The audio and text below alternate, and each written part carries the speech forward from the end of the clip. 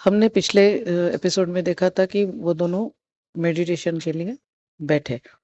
Meditation में बैठने के लिए उनको इंस्ट्रक्शंस याद थे थियो के। थियो ने उनसे कहा था कि किसी भी शांत रूप में बैठिए कमरे में और बहुत कंफर्टेबल कपड़े पहनिए और अपनी ब्रीदिंग पे फोकस कीजिए। तो उन्होंने टाइमर सेट किया और 15 मिनट के लिए वो मेडिटेशन में बैठ गए। एस्टर ने अपनी आंखें क्लोज की और ब्रीदिंग पे ध्यान देना शुरू किया। और ध्यान देना शुरू करने के पहले उसने अपने आप से एक सवाल पूछा, who is my spiritual guide? मेरा स्पिरिचुअल गाइड कौन है? एंड देन उन्होंने अपनी सांसें गिनना शुरू करी। जैसे ही वो मेडिटेशन में बैठी उनका पूरा शरीर सुन्न हो गया था, सिर से लेकर पैर तक। पर उनको बहुत अच्छा लग रहा था, उन्होंने उसका बहुत आनंद लिया। टाइमर खत्म होने के बाद जैसे ही बेल बजी, उनको ऐसा लगा कि एक बार फिर से बैठना चाहिए। उन्होंने फिर से 15 मिनट का टाइमर सेट किया और फिर से 15 मिनट बने। ऐसा करीब उन्होंने लगातार 3-4 बार किया और उन्होंने ये महसूस किया कि उनको इतना अच्छा लग रहा था कि जब वो मेडिटेशन से बाहर उठे तो काफी देर तक उनके दांत किटकिटा रहे थे। उनको उस समय तो नहीं समझ में आया कि ये सब उनके साथ क्या हो रहा है, पर वो कहती है बाद में मुझे समझ में आया कि ये मेरी अब्राहम से, यानी उनके स्पिरिचुअल गाइड से पहली मुलाकात थी। और उनको ये लगा, लेकिन उस समय उनको ये समझ में आया कि जो हुआ वो मुझे समझ में नहीं आया है, लेकिन ये जो कुछ भी है ये मुझे अच्छा लगा है और मैं चाहती हूँ कि ये मेरे साथ बार बार हो। और फिर उसके बाद एक सिलसिला चालू हुआ। अगले 9 महीनों तक लगातार हर दिन वो 15 मिनट मेडिटेशन करते रहे। उन्होंने एक भी दिन मिस नहीं किया।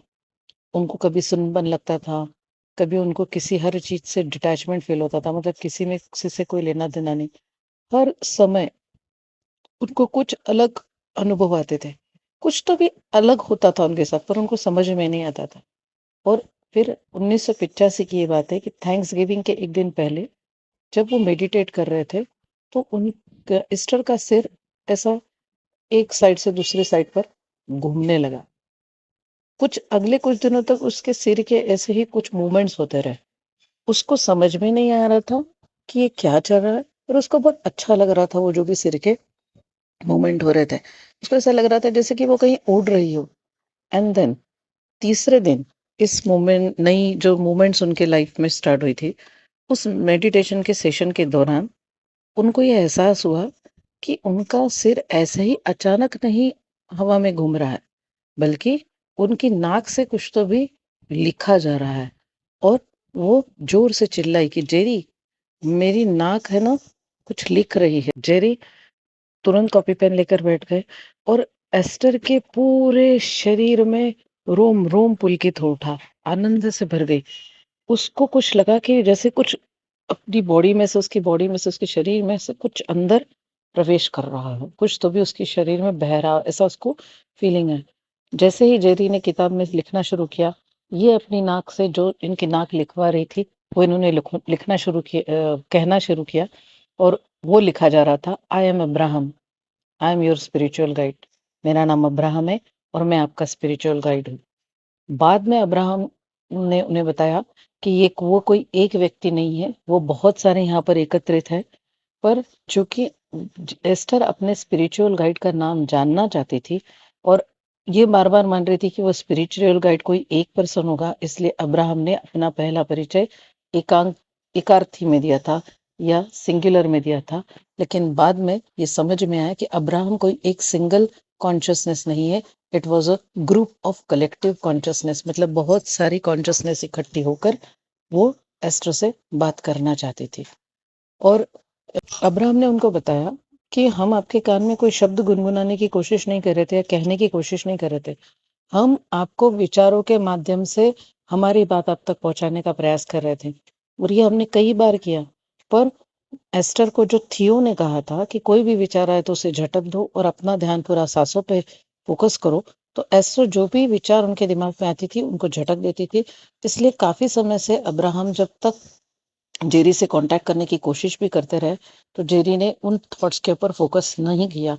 इसलिए अब्राहम को अल्टीमेटली उनके शरीर के मूवमेंट्स के द्वारा वो नाक के थ्रू उन्होंने लिखवा के अपना संदेश वहाँ तक पहुँचाया कि हम आपसे कम्युनिकेट करने की, आपसे संपर्क साधने की कोशिश कर रहे हैं, हम आपकी मदद करना चाहते हैं और हम मिल के कुछ काम अच्छा करेंगे जो सबके फ़ायदे की हो।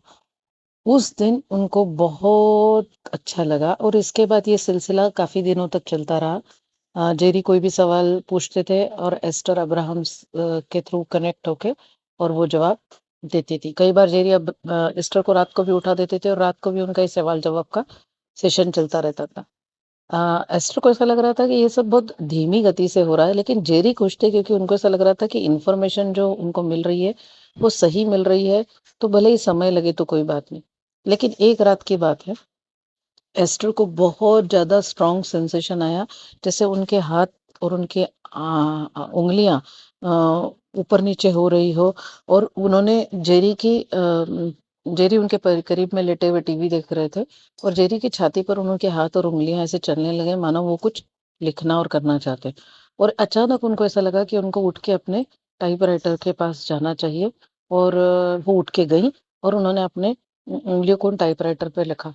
लेकिन आश्चर्य की बात है कि वो उनकी उँगलियाँ न वो खुद प्रयास कर रही थी, न वो खुद कुछ टाइपराइटर के बटन दबा रही थी, लेकिन अपने आप उस टाइपराइटर के बटन दबने लगे और उनके हाथ आगे-पीछे चलने लगे उँगलियाँ। तो उन्होंने जैसे मेडिटेशन में रिलैक्स बैठती हैं वैसे बैठी और वो उँगलियों को टाइपराइटर पे रख दिया। तो ये सब कुछ टाइप होना शुरू हुआ। आई एम अब्राहम, मैं अब्राहम हूँ, मैं तुम्हारा स्पिरिचुअल गाइड हूँ, मैं यहाँ पर तुम्हारे साथ काम करने के लिए हूँ, मैं तुमसे प्यार करता हूँ एंड हम लोग एक किताब मिलकर लिखेंगे। मतलब वो एस्टर के थ्रू डायरेक्ट कम्युनिकेट करने का रास्ता ढूंढ लिया था। धीरे धीरे वो एस्टर उनकी बॉडी के लिए चैनलिंग करने के लिए तैयार हो चुकी थी और रेडी थी, तो उन्होंने एस्टर की बॉडी को चैनल बना के अपनी बात कहना शुरू कर दिया। एस्टर बताती है कि जो भी सवाल जेरी उनसे पूछते थे, अब अब्राहम एस्टर के हाथ से टाइप करवा के उनके जवाब देने लगे। ये एक अलग अनोखा एक्सपीरियंस था। पहले से कहीं और अच्छा और पहले से कहीं और थोड़ा-सा फ़ास्ट। एस्टर कहती है कि वो इतने इंटेलिजेंट है अब्राहम, जो है सब लोग, और वो इतने प्यारे हैं और वो सब लोग हमेशा ही मदद करने के लिए तैयार रहते थे। हम यहाँ पर उनको वो सब कहेंगे क्योंकि जैसा कि आपको बताया गया है कि वो कोई एक सिंगल व्यक्ति नहीं, वो बहुत सारे कॉन्शसनेस का एक ग्रुप है अब्राहम। हम वे सब या वे लोग बोलेंगे। जब भी जेरी की कोई इच्छा होती थी कुछ सवाल पूछने की या एस्टर के मन में कोई सवाल आता था, तो हर समय दिन हो या रात हो, वो हमेशा अवेलेबल रहते थे अब्राहम जी इनके सारे सवालों के जवाब देने के लिए। फिर एक दिन की बात है, ये दोनों रास्ते से ड्राइव करते आ रहे हैं और इनको अचानक एस्टर को ऐसा लगा कि उनके मुँह में, उनकी ठुड्डी पर और उनके गर्दन पे ऐसे कुछ सेंसेशन फीलिंग हुए, जैसे हम लोग जमा ही लेते थे, हमें कुछ फीलिंग आती वैसे उनको जमा ही लेते फीलिंग आई। और उस दौरान वो जो रास्ते पे जा रहे थे, उनके साथ 2 ट्रक थे और ये उन ट्रक को ओवरटेक करने की कोशिश कर रहे थे, लेकिन ऐसा हुआ कि अचानक वो 2 ट्रक्स ने एक बार में ही अपनी लेन बदलना शुरू किया और एक मोमेंट के लिए एस्टर को लगा कि अब ये ट्रक हमको रौंद डालेंगे, इनके ऊपर चढ़ जाएँगे और एकदम स्ट्रॉन्ग फीलिंग आई एस्टर को। और एस्टर ने एकदम जेरी से कहा, अब ऐसा लगा कि कोई मेरे से कह रहा है कि तुरंत एग्जिट करो, इस रास्ते से बाहर निकलो। और मैंने जेरी को कहा कि टेक द नेक्स्ट एग्जिट, अगला एग्जिट लो, अगले जो भी टर्न है उससे बाहर निकलो, और हम बाहर निकल गए। और वो हमारा अब्राहम के साथ पहला डायरेक्ट कनेक्शन था किसी भी एक्सटर्नल हेल्प के लिए। मतलब पहले वो जैसे नाक से लिखवा रहे थे, फिर उन्होंने टाइपराइटर की मदद ली और अब इस बार पूरी तरह से एस्टर उनका माध्यम थी कम्युनिकेट करने के लिए। एस्टर बिल्कुल गहरी नींद में थी ऐसा लग रहा था और जेरी सवाल पूछते जा रहे थे और अब्राहम उनको सवाल के जवाब दे रहे थे। एस्टर का सिर सिर्फ ऊपर नीचे थोड़ा बहुत घूम रहा था, लेकिन एस्टर को गहरी नींद लगी हुई थी और ये मुलाकात जेरी और अब्राहम की कुछ घंटों तक वहां पर चली। एस्टर कहती है कि जो भी कुछ मेरे साथ हुआ ये इतना अच्छा था, मुझे इतना अच्छा लग रहा था कि बहुत ही अनोखा अनुभव था, बट मैं इस अनुभव को एंजॉय कर रही थी। मेरी ज़िंदगी के 2 पहलू हो गए थे, एक अब्राहम के मेरे जीवन में आने से पहले और एक अब्राहम के जीवन में आने के बाद। पर एस्टर कहती हैं कि उनका बचपन भी बहुत अच्छा बीता था, उनका अभी तक का जीवन बहुत अच्छा बीता था, उनकी शादी को 4 साल हो चुके थे और वो बहुत खुश थी। उनके दिमाग में कोई बहुत ज़्यादा सवाल नहीं होते थे अब्राहम से पूछने के लिए, उन्होंने कभी ऐसी कोई बहुत ज़्यादा कोशिश भी नहीं करी। बहुत ज़्यादा उनको कुतूहल भी नहीं था, पर इसके बिल्कुल विपरीत जेरी थे। जेरी को बहुत ज़्यादा पढ़ने वाले इंसान थे और इतने सवाल होते थे जेरी के दिमाग में और वो कुछ न कुछ ऐसा उपाय ढूँढते ही रहते थे जिससे उनके सवालों के जवाब मिले और वो आज जो ज़िंदगी जी रहे हैं उससे ज़्यादा अच्छी खुशनुमा ज़िंदगी जी सके। तो वो मतलब वो हमेशा कोशिश करते थे कि उनको कुछ न कुछ और ज़्यादा जानने को मिले। बताती है कि अब्राहम ने हमें ये बताया कि क्यों उन्होंने जेरी और एस्टर को इस परफेक्ट कॉम्बिनेशन को चूज किया इस काम के लिए, क्योंकि जेरी की जो बहुत पावरफुल डिजायर्स थी उन्होंने अब्राहम को अपनी तरफ अट्रैक्ट किया और चूंकि एस्टर के खुद के कोई ओपिनियन नहीं थे, कोई खुद के विचार नहीं थे, इसलिए वो अब्राहम की टीचिंग को रिसीव करने के लिए एक उत्कृष्ट दर्जे की रिसीवर बनी जो जेरी को इंफॉर्मेशन चाहिए थी। तो दोनों मिला के वो बहुत अच्छा एक कॉम्बिनेशन बन गए थे। जेरी बहुत ज़्यादा जेरी शुरू से ही बहुत ज़्यादा उत्साहित व्यक्ति रहे हैं और उन जब अब्राहम के साथ उनका पहला इंटरेक्शन हुआ था, पहली मुलाकात हुई थी, तब से लेकर आज तक वो उतने ही उत्साहित हमेशा से रहे हैं। उनका उत्साह ज़रा भी कम नहीं हुआ है। जब शुरू में ये हुआ तो मैं और जेरी बहुत खुश थे कि हमारी सारे सवालों के जवाब हमको मिल रहे हैं, बहुत सारी जानकारियाँ मिल रही है। लेकिन मुझे एक चीज़ ये भी पता थी कि ये अगर मैं किसी से भी कहूँगी तो कोई भी मुझ पर विश्वास नहीं करेगा, क्योंकि ये सब बहुत अजीब भी था और शायद वो समझने की कोशिश भी नहीं करेगा कि ये क्या हम लोग कहने की कोशिश करें। इसलिए मैंने जेरी से प्रॉमिस लिया कि ये जो भी हमारा सीक्रेट है वो किसी से कहेंगे नहीं, किसी को बताएंगे नहीं।